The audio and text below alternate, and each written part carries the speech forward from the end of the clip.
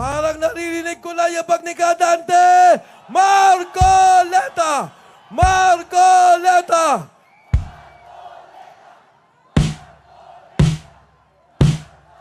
Mga kababayan! Ang senador ng Republika ng Pilipinas lumalaban sa katotohanan at hustisya, Dante Marcoleta! Marcoleta!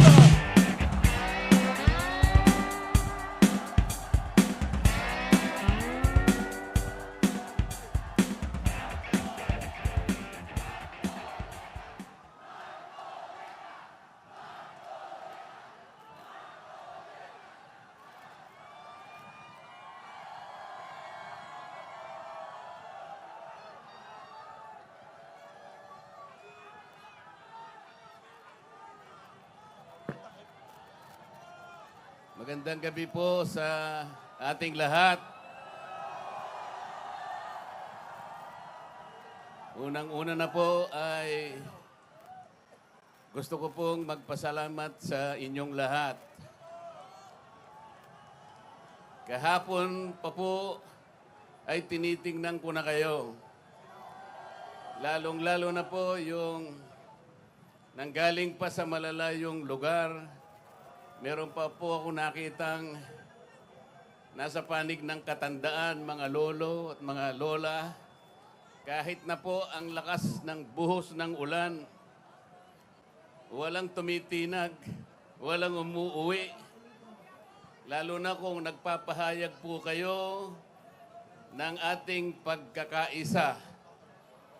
Ang ating hinahanap na katarungan, hinahanap nating katotohanan, transparency, at accountability. Salamat po sa lahat ng mga kapatid sa Iglesia ni Cristo.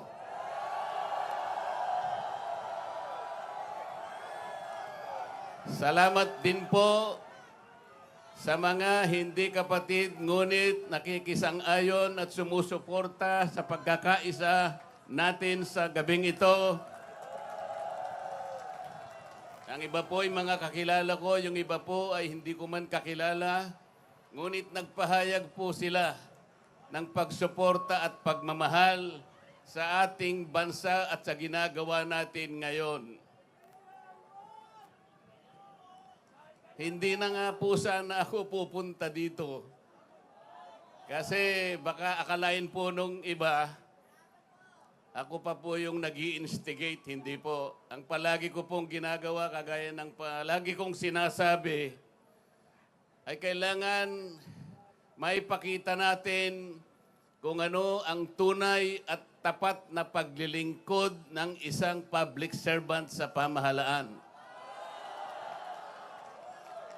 Gusto ko pong gamitin ang aking sarili na isang mabuting halimbawa kung paano ang isang public official ay tumupad ng kanyang tungkulin dahil sa pinagtiwalaan ng mga tao para sila ay paglingkuran.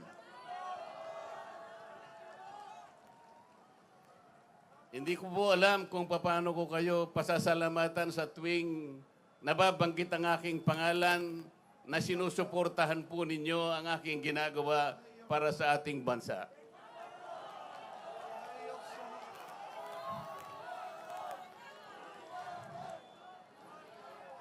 Pangalawang araw na po ito, ngunit hindi ko nakikita sa mukha ninyo ang kapaguran.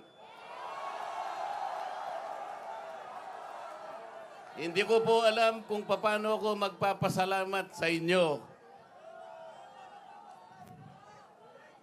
Kung magagawa ko lang, napuntahan ko kayong isa-isa para yakapin ko kayo. Gagawin ko po.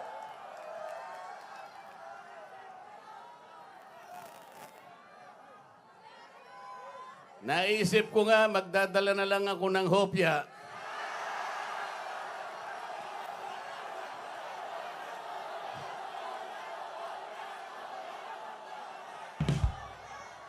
Pero nung makita ko po na napakarami ninyo, kahit 30 pabrika ng hopya, hindi magkakasa sa inyo.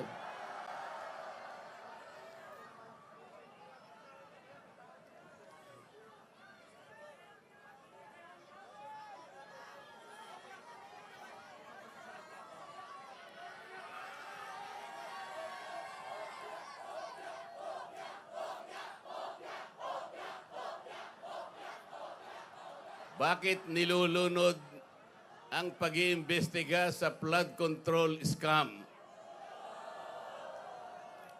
Bakit si Marcoleta ang ikukulong, kayo ang mandarambong?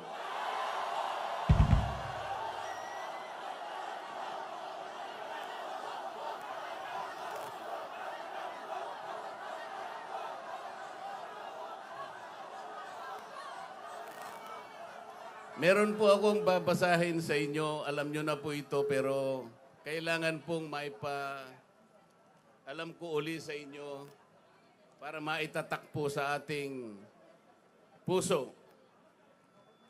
Ang babasahin ko po sa inyo ay yung pambungad o yung preambulo ng ating saligang batas. Ito po ang kauna-unahan, ito ang pambungad, ito yung panimula. Kung tawagin natin sa English ay preamble. Ito po ang sama-samang isinulat ng bawat isang Pilipino noong ang ating saligang batas ay ating pinagtibay. Babasahin ko po. Kami, ang nakapangyayaring sambayanang Pilipino na humihingi ng tulong sa makapangyarihang Diyos upang bumuo ng isang makatarungan at makataong lipunan at magtatag ng isang pamahalaan nakakatawan sa aming mga mithiin at mga lunggatiin. Magtataguyod ng kabutihan sa bawat isa, mangangalaga at magpapaunlad ng aming kamanahan at titiyak para sa aming sarili at sa angkanang susunod ng mga biyaya ng kalayaan at demokrasya sa ilalim ng pananaig ng batas at ng pamahalaang puspos ng katotohanan, katarungan, kalayaan, pag-ibig, pagkakapantay-pantay at kapayapaan ay naglalagda at naghahayag ng konstitusyong ito. Mga kababayan, ito po ang batayan kung bakit nandito tayo ngayon. Nais nating ipaalala sa pamahalaan ang ating mga layunin, ang ating mga adhikain, ang ating mga pangarap para sa ating sarili at sa susunod na saling lahi, at ang ating pangarap sa ating pinakamamahal na bansa. Ito po ang aking paninindigan at alam ko ito ang ating pinagkaisang paninindigan ngayong gabi. Nakahanda po akong magpakulong. Kung kinakailangang maaresto po ako, wala pong problema. Kung ito po ang kabayarang hinihingi para ipagtanggol ko ang katarungan at ang pambansang kagalingan at ang interes ng mamamayang Pilipino,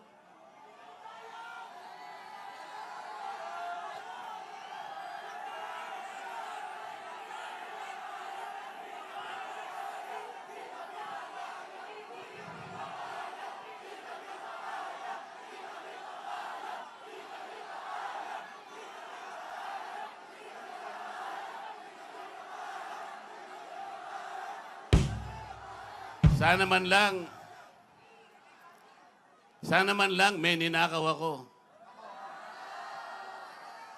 Sana man lang kasama ko sa mga mandarambong. Mga nabanggit na yung mga pangalan nila. Ang isa ay si Martin Romualdez. Ang pinagdalhan ng mali-malitang pera.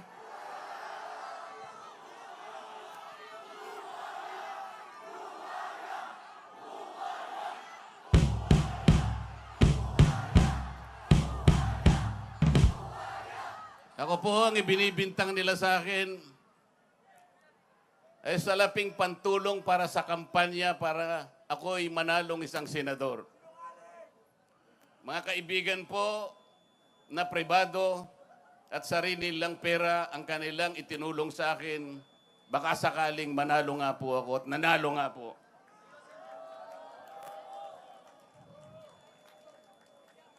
Hindi ko na po ipaliliwanag ang technicality kung paano nila inimbento ang isang gawa-gawang asunto laban sa akin.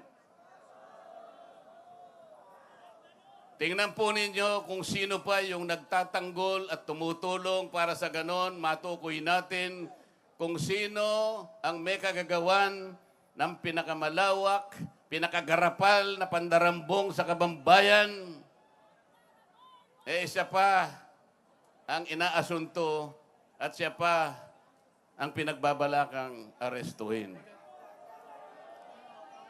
Hindi ba katungkulan ng ombudsman ang sila ang humanap, umusig at parusahan ang lahat ng may kagagawan nito?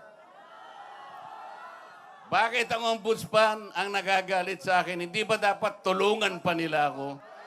Sapagkat iisa ang layunin namin. Ginawa po nilang politika ang lahat ng ito. Ang mga asunto po na sinampa laban sa akin ay nagsasaysay ng kwarta. Pero hindi nagbabanggit ng korupsyon. Nagsasaysay ng halaga, ngunit hindi binabanggit ng ill-gotten wealth.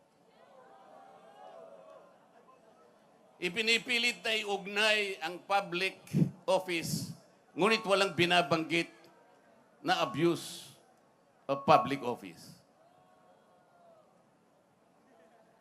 Naglulubid ng mga chismis,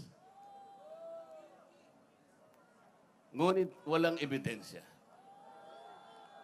Naglulubid ng naratibong pampolitika, ngunit walang binabanggit na elemento o sangkap sa mga krimen na kanilang gawa-gawa. Yun po ang nakapagbibigay po ng malaking kalapastanganan sa ilalim po ng mga batas na umiiral sa ating bansa. Hindi ba sinabi natin, bawal ang bend the law?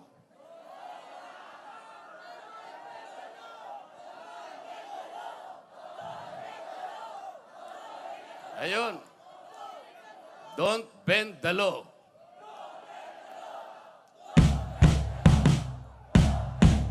Paano naman kasi?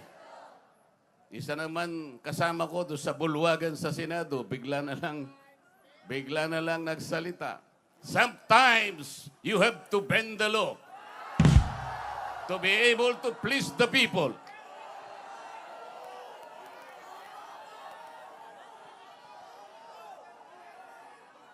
Sumagot naman yung kausap.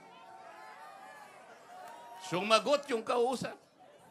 Tinanong kasi siya kung tama yung sinasabi.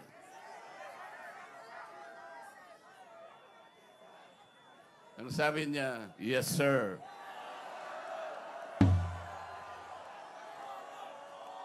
Mga kababayan, uulitin ko po ang aking pagsaludo sa inyo. Ang aking paggalang, ang aking pagpapasalamat sa ipinakita ninyong pagsuporta at pagmamahal sa akin at sa mga bagay na ipinaglalaban nating lahat. Ang katarungan, ang katotohanan, ang pananagutan at ang katarungan. Huwag po tayong mag-iwahiwalay. Ang sabi nga natin, we are one. We are one. We are one. Maraming salamat po sa inyong lahat.